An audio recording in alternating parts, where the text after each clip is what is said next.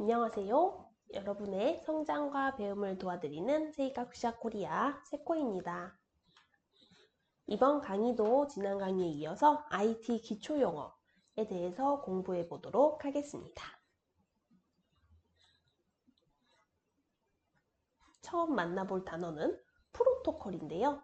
처음부터 굉장히 낯선 용어네요. 프로토콜 혹시 들어보셨을까요? 조금 생소할 수 있는데 이 영단어인 프로토콜은 사전적 의미로는 외교 의뢰, 의전이라는 뜻으로 외교 분야에서도 사용됩니다. 국가 간의 약속을 정한 의정서를 의미하는 용어입니다. IT 업계에서는 이 프로토콜을 국가 간이 아닌 컴퓨터 간의 통신에 적용한 것이라고 생각하면 좋겠습니다. 다시 말하면 프로토콜은 컴퓨터 통신 규약이라고 하여 컴퓨터 또는 전자기기 간의 원활한 통신을 지키기 위한 약속입니다. 만약 미국인과 한국인이 이야기를 나눌 때 서로 언어가 다르기 때문에 대화가 힘들 텐데요. 그리고 언어마다의 규칙도 다 다르지요. 이와 같이 웹사이트를 비롯한 통신은 전 세계적으로 사용되고 있는데 서로 규칙이 다르고 언어가 다르면 통신이 어렵기 때문에 일정한 약속, 즉 통신 규약을 정해서 데이터를 주고받는 것이 프로토콜입니다. 프로토콜은 구문, 의미, 타이밍이라는 기본 세 가지 요소를 가지고 있습니다.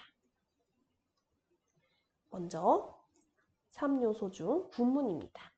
구문은 데이터의 형식이나 부호화 및 신호 레벨을 알리기 위한 것으로 데이터를 주고받을 때 포맷이나 문법과 같은 형식적인 측면으로 말합니다. 다음으로 의미는 전송 조작이나 오류 제어를 위한 제어 정보에 대한 규정입니다.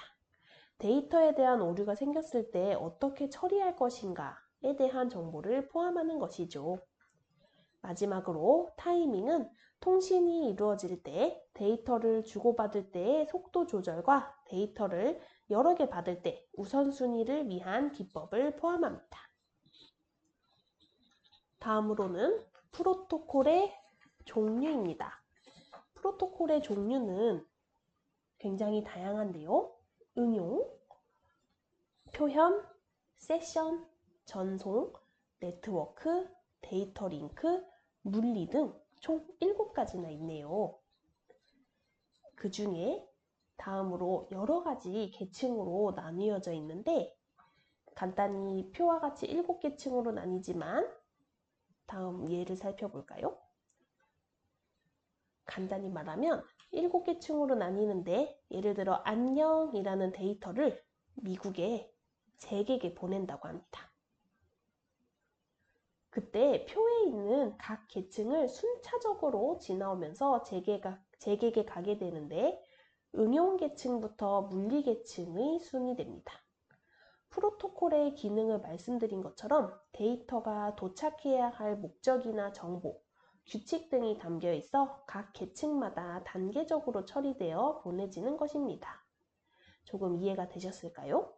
프로토콜은 그 외에도 데이터의 양이나 통신 속도 등을 조정하거나 데이터의 발생지, 목적지 등을 명기하여 정확하게 전달하고 오류 등을 검출하는 등 다양한 기능을 가지고 있습니다. 우리가 사용하는 컴퓨터에서 데이터를 이동시킬 때 이러한 많은 단계와 다양한 프로토콜을 거쳐 빠르고 간단하게 컴퓨터로 보내진다니 정말 편리하고 감사한 기능인 것 같은데요. 다음으로는 IP 주소입니다. 프로토콜의 한 종류인 IP 주소란 인터넷에 연결된 각 기기를 구별하기 위해 사용되는 고유 번호로 기기들이 서로 통신할 때 필수적으로 필요한 요소입니다. 기기별로 고유하게 할당되는 것이 아니라 네트워크 연결에 따라 할당이 되는 번호로 어쩌면 컴퓨터 네트워크의 전화번호라고 이해하면 좋겠네요. 고유 번호이기 때문에 중복을 피하기 위해서 ICANN이라는 기관이 중심이 되어 전 세계의 IP 주소를 관리하고 있다고 합니다.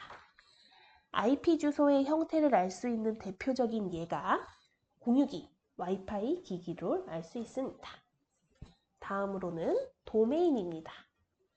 도메인이란 영역, 범위, 영토, 분야라는 의미로 현재는 인터넷 주소라는 의미로 많이 쓰이고 있지요. 홈페이지, 웹 주소 같은 것들이 그에 속합니다.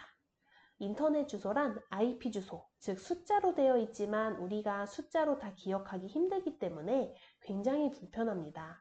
그렇기 때문에 사람이 읽고 기억하기 위해 쓰는 도메인인데 IP 주소와 도메인 이름을 연결해주는 도메인 이름 시스템 DNS를 사용하게 됩니다. 정리하면 IP 주소가 실제 주소이고 도메인은 그 주소의 별명 같은 것이죠. 하나 예를 들어볼까요? 도메인은 google.com이 되는 것이고 이에 해당하는 IP 주소는 192.0.2.2와 같은 형태가 됩니다. 우리가 자주 쓰는 URL이랑 같은 것 아니냐고요? 아니요, 조금 다릅니다. 우리가 쓰는 URL은 도메인을 포함한 경로입니다. 유저가 도메인 서버로 접속을 원할 때 앞서 배운 통신 규칙인 프로토콜, 도메인, 경로 등을 통합적으로 나타내는 주소입니다. 예를 들어 http www.naver.com은 URL이고 https는 프로토콜이 되겠죠. 그리고 뒤에 www.부터가 시작되는 곳이 도메인이라고 했습니다. 어떠신가요? 프로토콜을 시작해서 도메인과 URL까지 다루어 보았는데요. 데이터를 전송하는데도 정말 다양한 과정과 기능이 필요하다는 것을 다시 한번 느끼게 되고 보다 편리하게 사용할 수 있도록 만들어졌다는 것에 감사함을 느끼게 됩니다. 하나하나 자세하게 공부하기보다 지금은 개념을 머릿속에 차곡차곡 쌓아간다는 느낌으로 공부하시면 좋을 것 같습니다. 오늘은 네트워크, 즉 인터넷을 사용하는데 필수 요소인 항목들을 공부해 보았는데요. 다음 시간에는 또 어떤 유익한 공부 시간이 될지 기대해 주시고 다음 시간에 또 찾아오겠습니다. 감사합니다.